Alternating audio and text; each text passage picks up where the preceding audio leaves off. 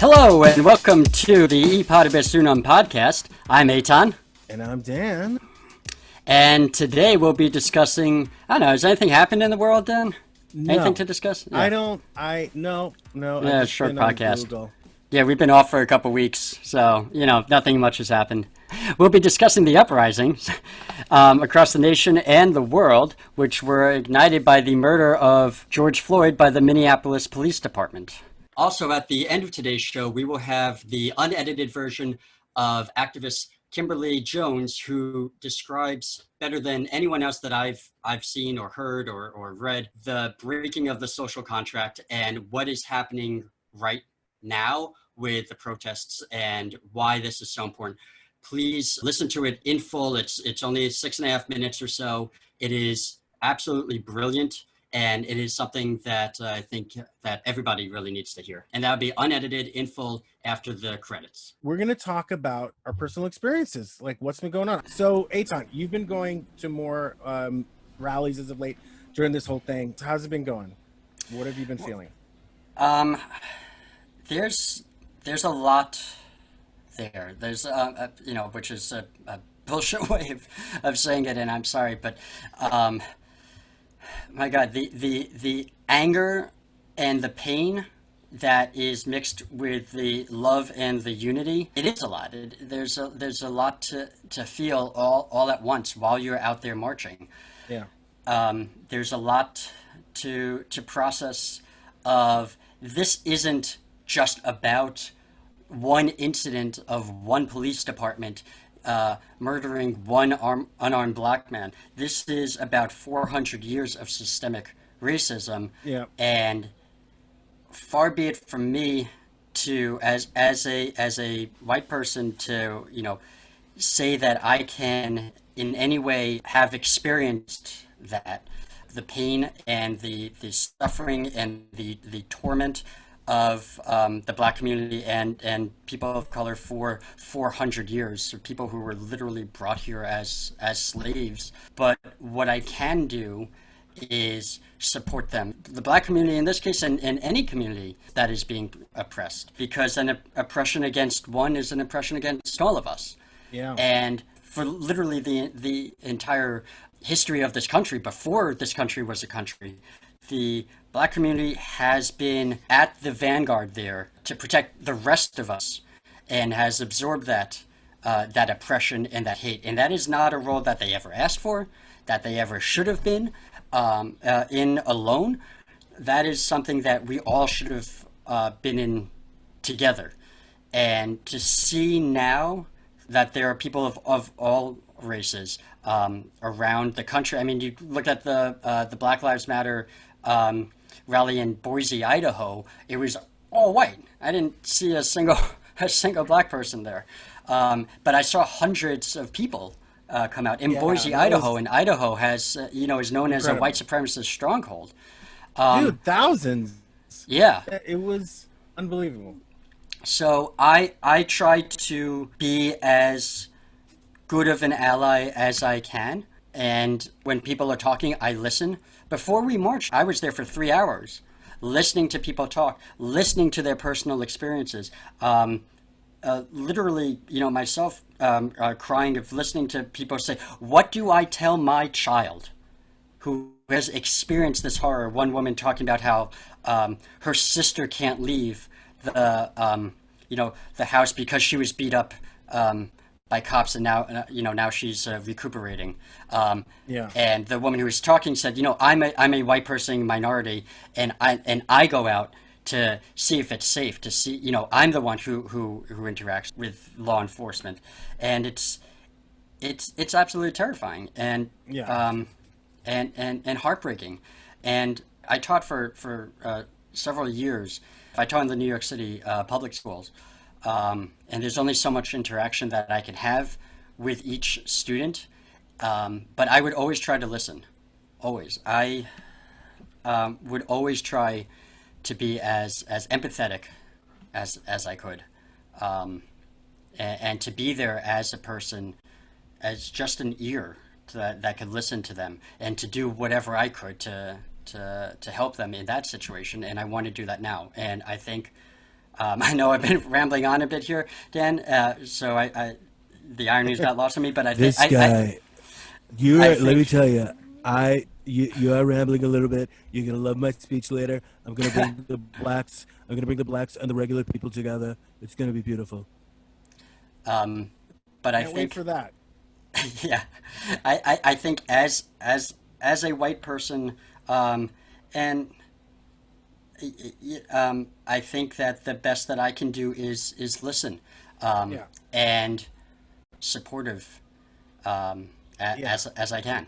Yeah, but also you've got a little leg up on a lot of white people in that you are Jewish, so there is a a history of Right. civil rights just in this country, during the '60s and stuff, Right. and That's true. and Yeah, stuff. you had Jews So out there with the Black Panthers, yeah, marching in absolutely. civil rights also. And it's nice now to see, your Now I it's don't know your what you call turn. them. Your Now it's your lily white people, your mayonnaise white. I don't know hey, hey, what I to love call. I mayonnaise. know I'm you not do. white. Let's stop with the mayonnaise You bashing. know, you say that, but But you as a white person, minority, how do you react to this? Because you can see well, both sides. You can be yeah. on both sides, Well, right? I mean, as a Latino, who's light skinned, I personally, I definitely have gotten less shit than black people and darker Latinos too. But at the same time, I've there have been white people around me use the N word, Hmm. and I'm often shocked. I'm like, my last name is Ramirez.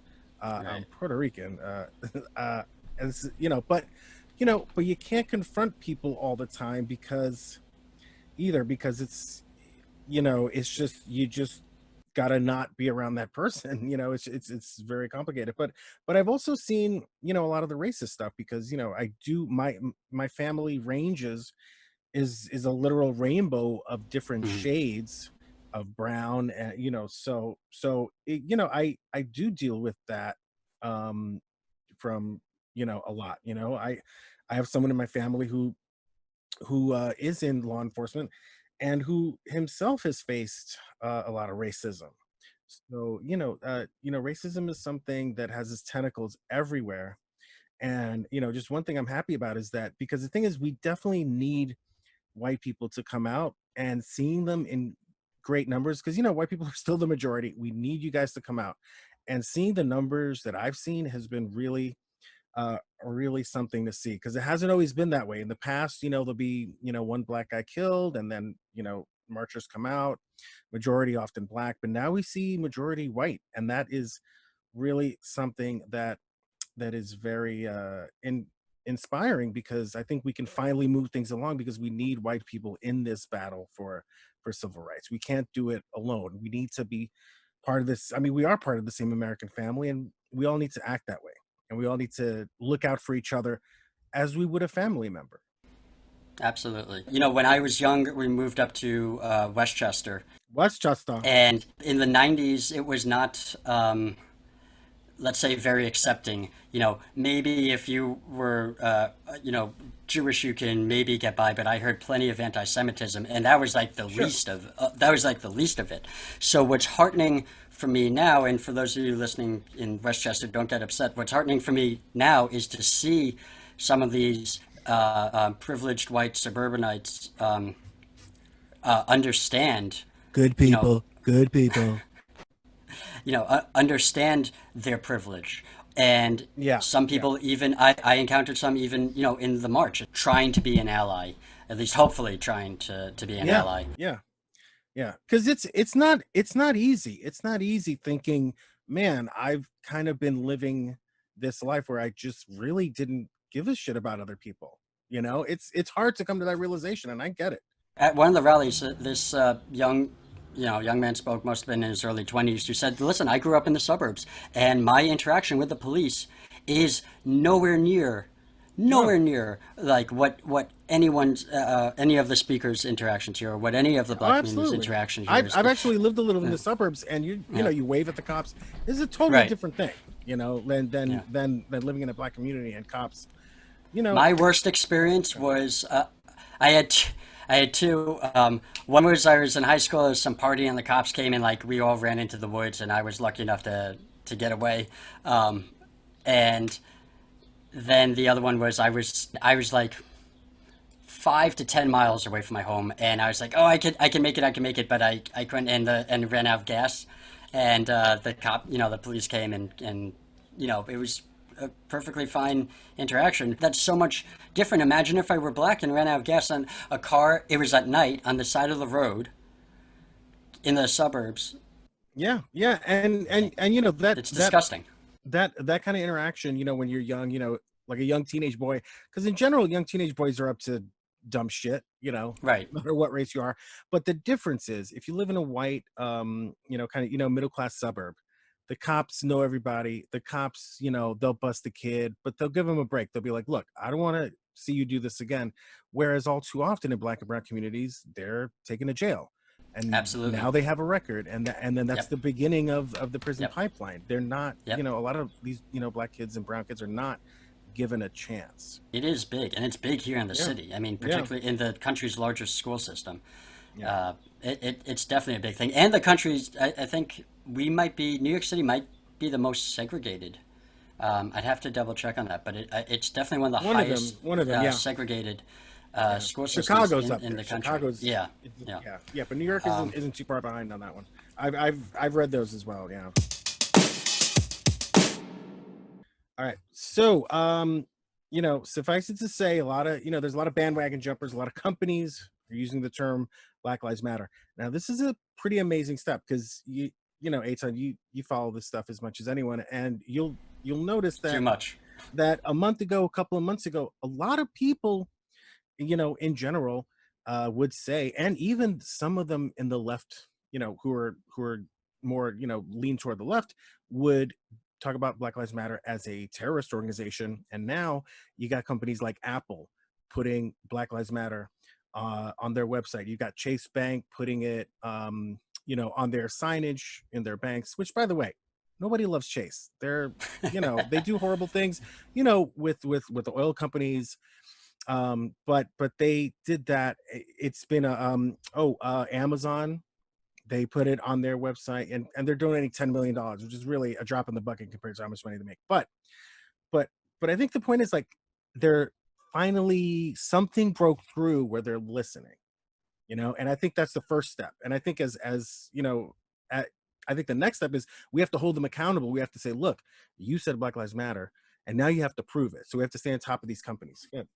I think you're absolutely right there, Dan. Like, I think we should acknowledge. Okay, yes, they took the first step, but like, Amazon is one of the most oppressive companies, Yeah, particularly for black and brown people. absolutely. They have to hold up to it. So if it's Yeah. like we think Black Lives Matter, but we're not going to do anything about it, then that's No, something we're not that, having like that. you said, yeah, exactly. They absolutely have to be held accountable. Not just the terrible working conditions, but also, a lot of people don't know that Amazon only makes a fraction of its money from the store. A lot of their stuff is their OWS service. A lot of their most of their income is the OWS service. Can you explain what that is to people who don't? Yeah, I'm sorry if I said OWS, AWS. That's the It's basically the cloud computing stuff. it's their cloud computing. Yeah. They have a huge CIA contract, Yeah. and they have But this software called. gajillions of companies use those services too. Oh yeah, yeah. You could just Google how many AWS companies use it.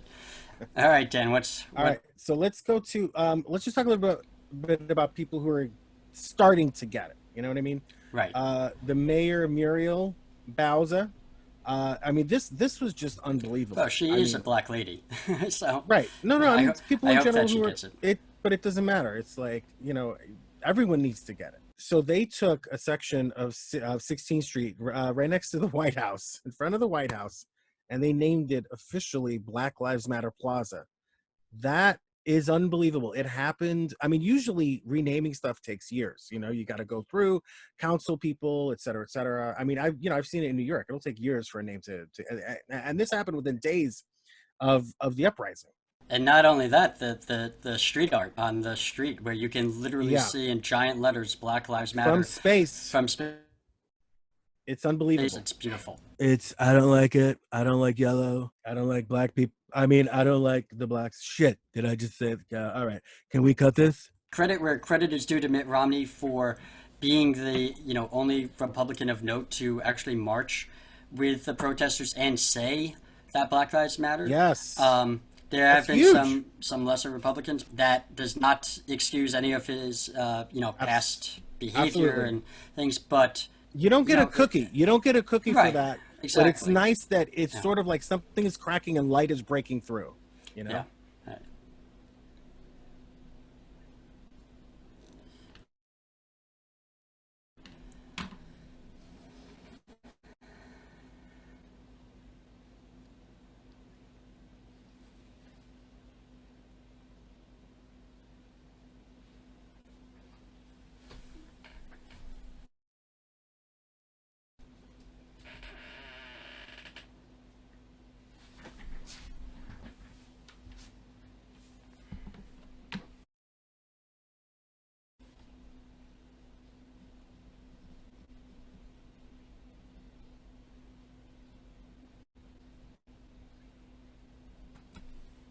Right.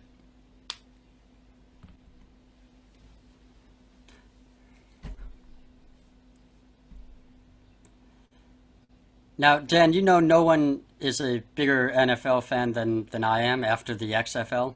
Yes. I'm sorry about that. By the way, it failed again. I'm sorry. But do you know, are they going to let Colin Kaepernick come back? That it looks like it. I mean, I haven't heard Oh, anything okay. yet because that's another thing. Look, I mean, I'm sure you know this, you being a big NFL fan, but I mean, Kaepernick, his stats and everything. If you just looked at the numbers, he was better than pretty much almost every second string quarterback. Okay. And so, meaning that there were like a dozen or so guys who didn't have the stats he had that were in the NFL. So he was at least as good enough, to be on a team as a second string. And he was totally blackballed. I mean, Yeah. obviously so. And I think they have to let him back in after you say Black Lives Matter. And Right. and Right. basically after the whole thing he was talking about became an international movement, you have to let him back in. So I definitely think he's going to get back in there. Absolutely. Wasn't it like a white ex-Marine that said to him, like, "Hey, how about just kneel during the Yes.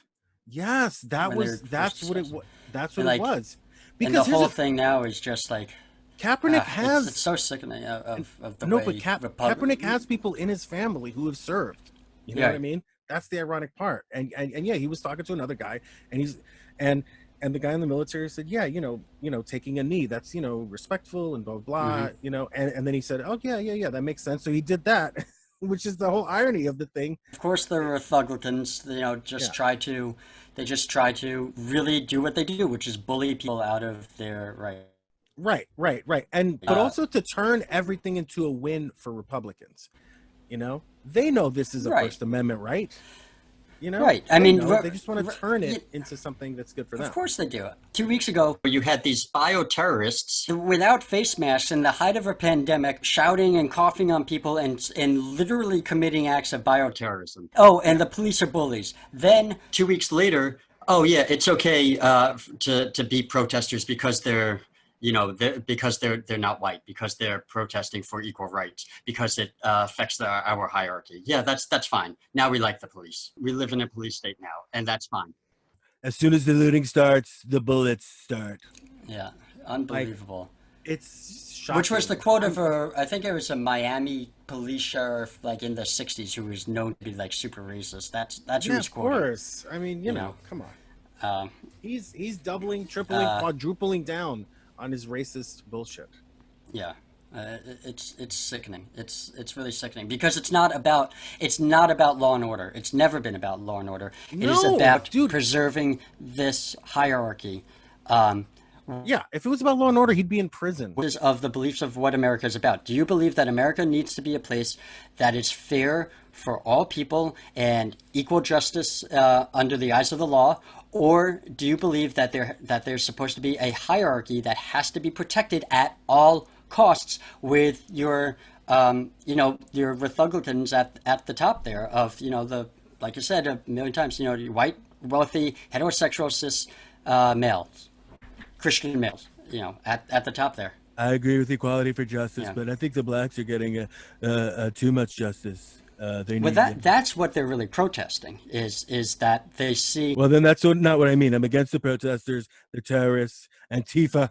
Yeah, where you have the higher class like literally standing on the backs of And next, and yeah, literally, yeah, absolutely, of people who do not fit their vision of this white supremacist country. And when people say, "Hey, we're not asking to be on top of you. We're asking to be equal to you," which is why like when white supremacists say Black Lives Matter means like they're putting them on top. No, they're not. They're saying we want to be equal. That's it. It's just equality, and you can't. By definition, all lives can't matter until Black Lives Matter.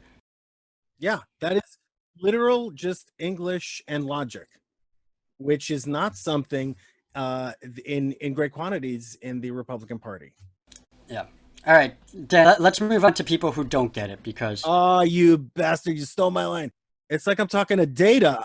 I'm talking to Jewish Data over here, or Data, however you want to say his name. I think it's Data. Oh, let's not go there. But he calls himself Data. Oh, he does? Okay. Everyone calls him Data. You're Well, talking that's about what I Brent said. Spiner, Data? I said Data. Nobody calls. I said You're Data. talking about the Star Trek character, right? Yeah, of course. Is there Yeah. any other, bro? Come on. No. That guy's a legend. People who don't get Since it. there's only one of him, shouldn't he be called Datum? Well, actually, there was the one where there was an evil Data. Yeah, but his name wasn't Data. What was his name? He's right in at this. Tweet at Dan.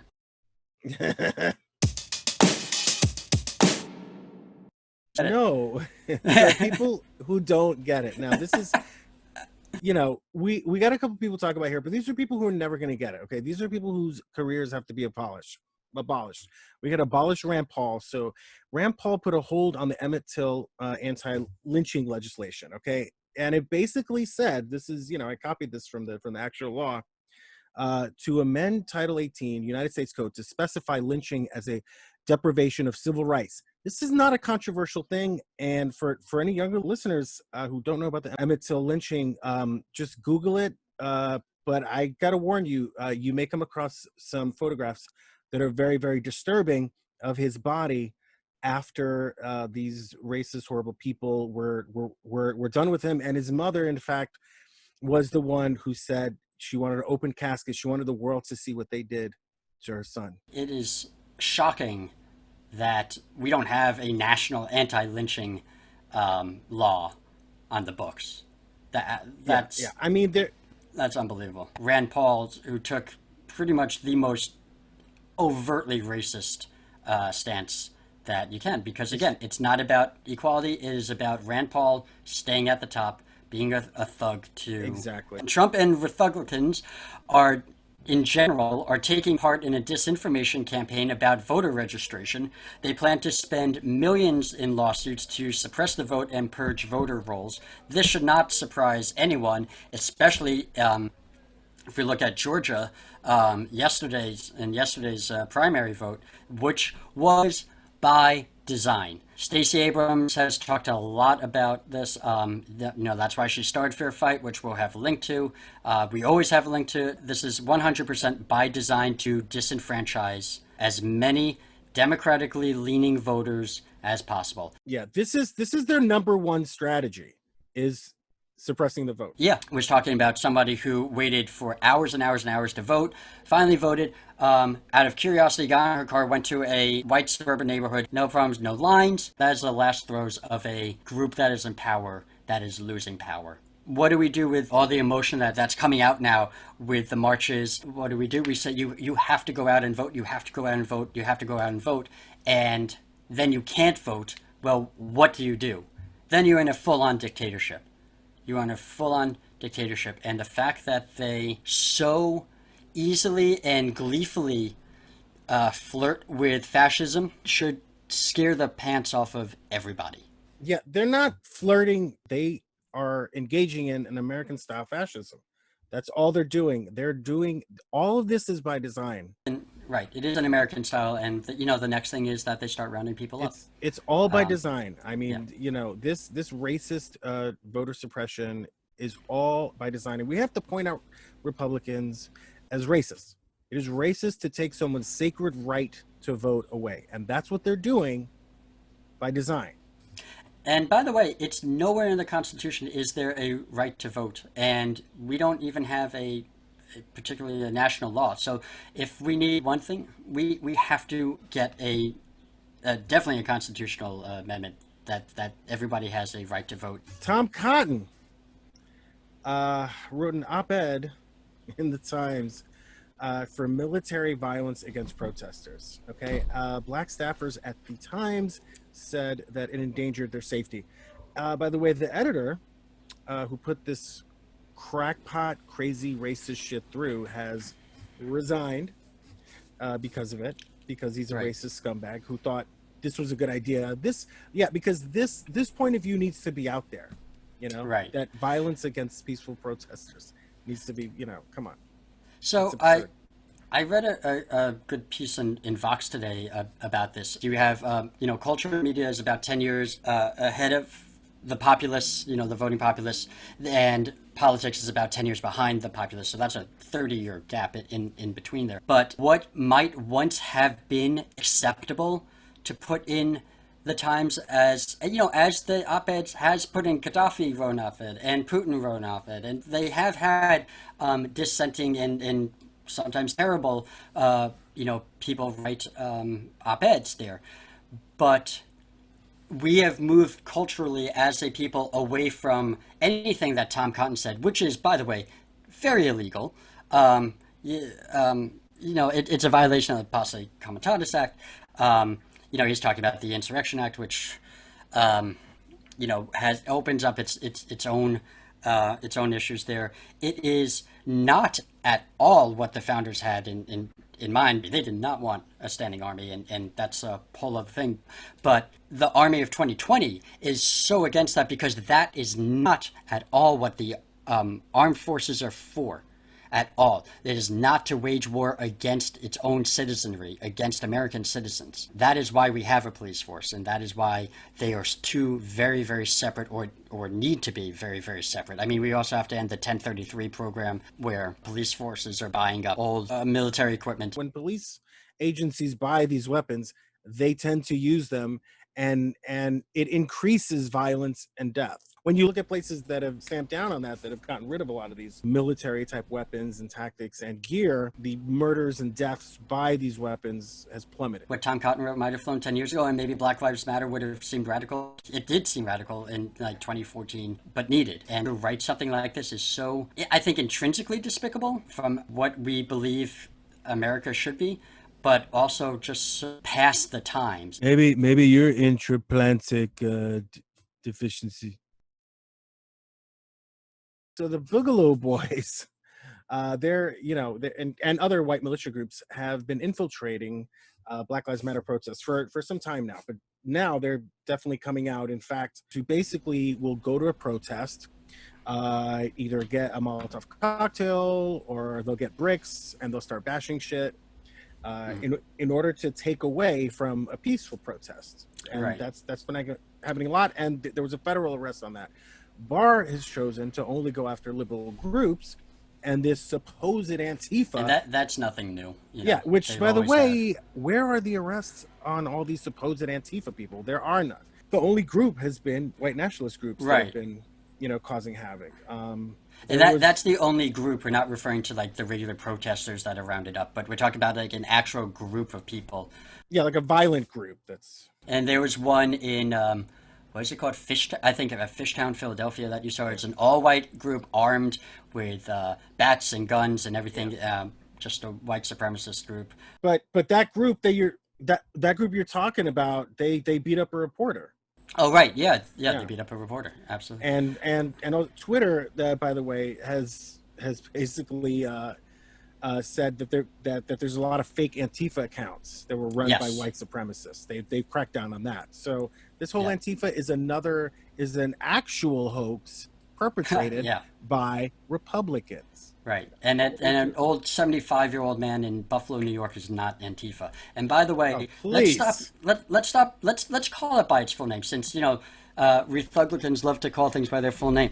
This is anti-fascist. And anti-fascism is not a group, it is an idea. It is a way of life. It is a belief system. Our Dwight Eisenhower was anti-fascist. World War II, we fought and died in World War II fighting fascism. The biggest Antifa group is America during World War II.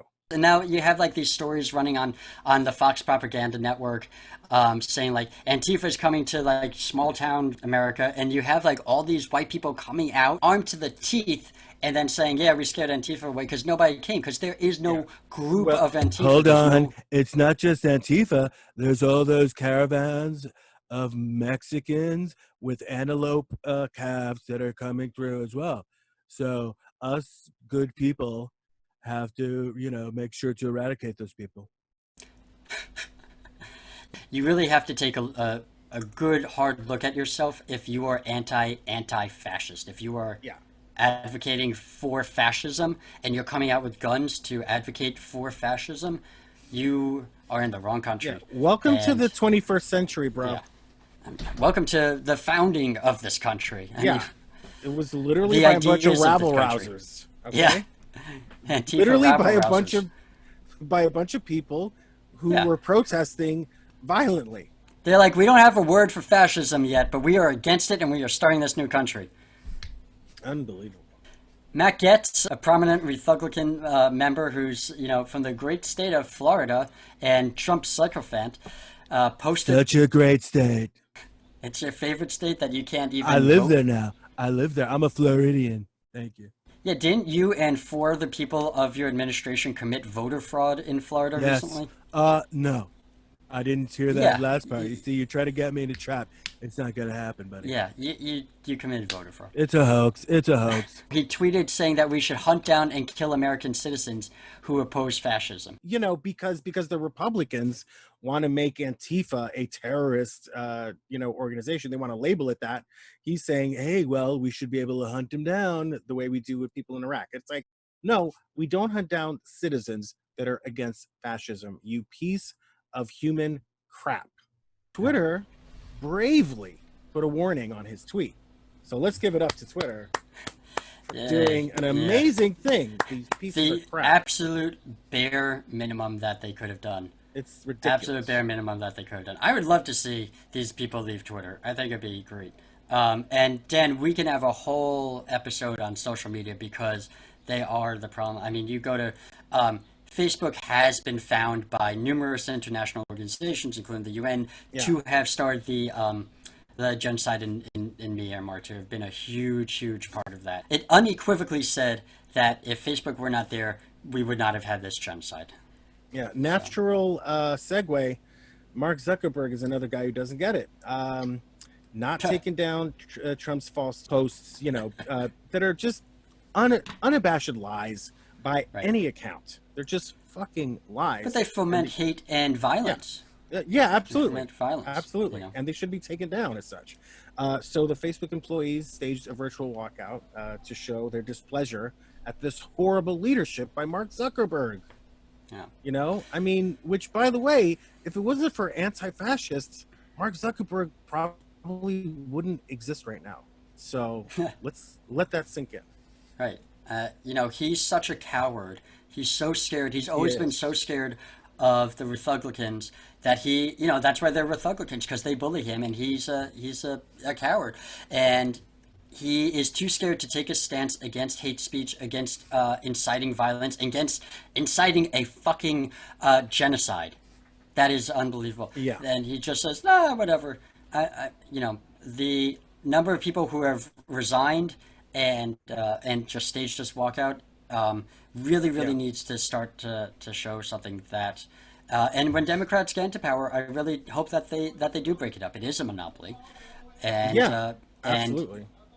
And Zuckerberg should not be there saying, I get to decide who lives and who dies, who has to suffer genocide and who doesn't. Because here's the thing.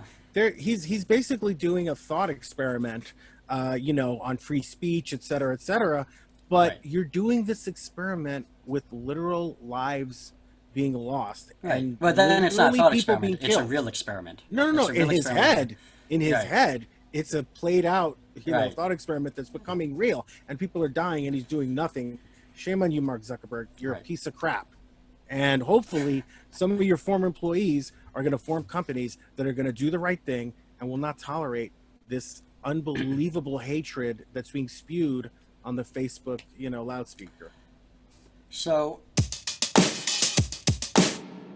in good messaging, it's an old quote, it's attributed to Sinclair Lewis that said, quote, when fascism comes to America, it will be wrapped in the flag and carrying a cross, and you cannot describe anything better than the most fascist organization of Fox, the Fox Propaganda Network, or right-wing talk radio, or the Republican Party than that. I love my flag and I love my Bible. That is my personal Bible from I Got Somewhere.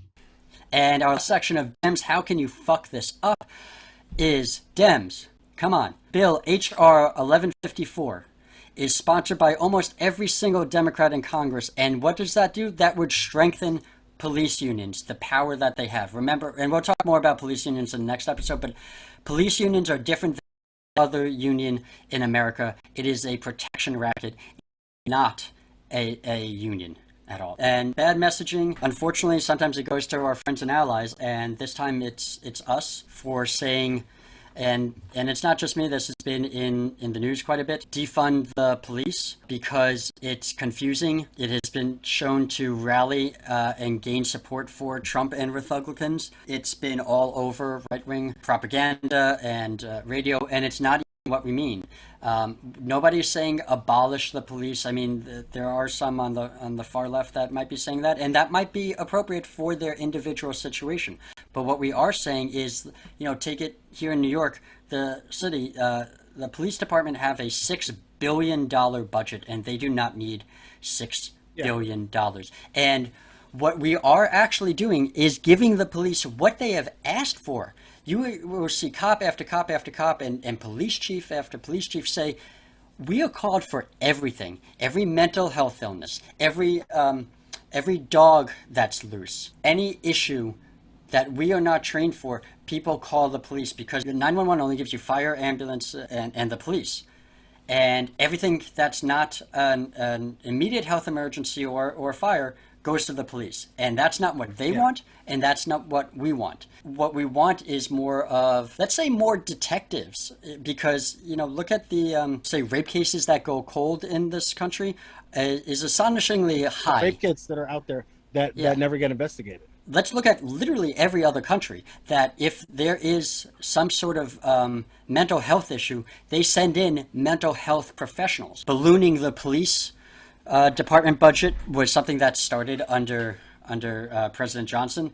LBJ, not Andrew Johnson. Their own research said, hey, you don't need to do this if you invest in anti-poverty programs, if you invest in fair housing, if you invest in anti-racism programs, if you invest in early education, if you invest in things like healthcare, all the things that lead to poverty, that lead to this huge gap between the well-to-do who have a very, a white suburban experience, a very Norman Rockwell-esque experience with the police, and the extreme opposite that are, that's exactly what Black Lives Matter is protesting, where you see a protest about police violence being met with more violence from the police. Something that's more accurate might be remake the police, reshape the police, rebuild the police, or reimagine the police might be more accurate titles. I'd like to comment on that. One thing that I think is actually good about using that term is it's a classic negotiation technique, okay? So when you go in and say, we're going to abolish this, when you anchor the discussion there, then usually you will get more of what you want. Because I agree. I don't think most people want no police, but if you say that and you start there, then you can get to a point where we can have a real discussion about, well, let's take some of these funds and put it into, housing for people so they don't have to move from place to place to place, because that's actually another big thing, about the whole voter suppression thing is because when, usually poorer people have to move more, and that tends to be people of color and Black people. So then, they can't vote because, oh, well, that's not your address, so that affects Black people particularly. And that's that's a huge part of it, and that is a huge part of why the Republican Party is a racist, horrible organization that is surgically trying to take away Black voices. So I think starting from that point, starting from a point like that is good for negotiation. I would push back on that a little bit then, because yes, it is. I do agree with you 100% that it is good for negotiation, but this is not like you don't negotiate by telling people your position. So you can't just go out there and protest and say, we want to defund the police. By the way, we don't really want to defund it. We want to allocate resources to better places to, to make life more fair and equitable. If we were just sitting across the table from each other, in a private negotiation, then absolutely, 100%. And maybe that's what Minneapolis will end up doing. Or maybe they'll completely abolish the police and enter, these community services or something, which is better for their community, whatever is better for their community. But I think it's overshadowed by the fact that you have this giant, massive, unlimited funds for right-wing propaganda that is sucking this up, that is... even though Trump's poll numbers are going down, this is an issue that Republicans feel that they can win on. So let's not feed that fire. Let's say the same thing. But also let's acknowledge who's saying that. These are Black voices saying that. Why are they saying something like that? We got to look at why would they say something that a lot of people think is way too far. You got to think of what position have Black people been put in this country where they would say something like that. That's something to think about too. Absolutely. So I think that's a good place for us to end. Cue the music, Tom. Also, we have a website. Go to epodibusunum.com or epodibus.com. Either one, they both take you to the same place. And see, we got all of our old episodes. We have some pretty cool merch coming out. We're still kind of building it, so forgive that. But there's great stuff there. You can support the show. You can support America. Go to epodibus.com. or epodibusunum.com. Thank you, everyone, for listening or watching. If you're watching us on YouTube, we really, really appreciate you. We really appreciate you. We do. We appreciate it. We do. Please stay till after the end credits, which will be over in a second, to hear the most brilliant and powerful explanation that I have ever seen about the protesters, the rioters, and the looters. We'll give you a link. Really, that you watch the whole thing and share it. It is absolutely brilliant. Also, go to 8cantwait.org. It's the number 8cantwait.org to see how you can make a difference in ending police violence. It is the 8 things that police departments can do immediately to curtail violence. We'll share some of those links also, including that and virtual protesting 101. Also, we are looking for a producer. Dan and I really, really want to keep doing this show, and we want it to grow. We want to expand it, but we need somebody to help us with that. So. Yes, please. Please help us. All right. Thank you so much, everyone. Say goodnight, Dan. Good night, Dan.